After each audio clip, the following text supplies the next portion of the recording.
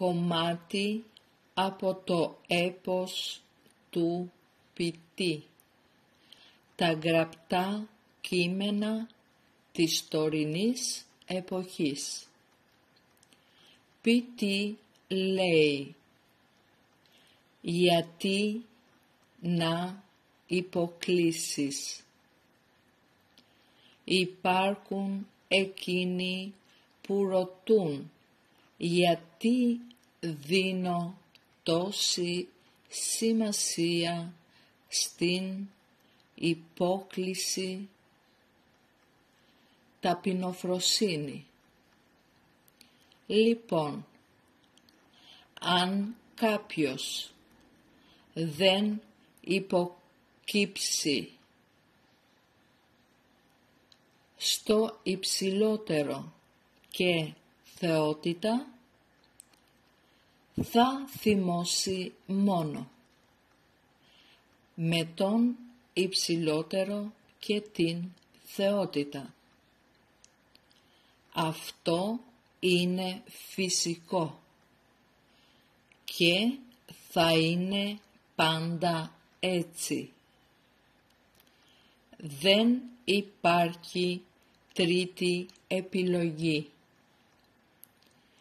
Ή θα υποκύψεις ή θα θυμώσεις.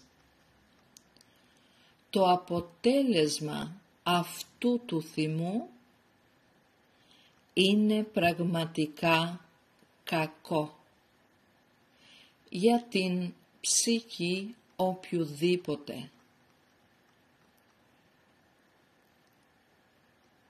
Έχει ήδη εμπλαχεί σε προβλήματα.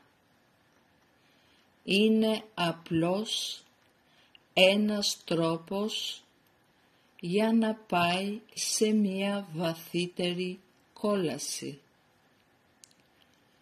Κάτι που δεν φαίνεται τόσο τρομερό στην γραπτή μορφή, αλλά είναι πολύ πιο άβολο όταν το βιώνεις.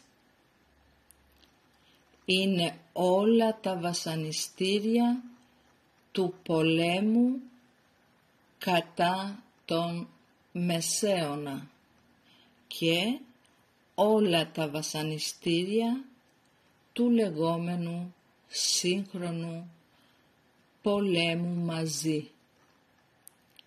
Συν ακόμα χειρότερα.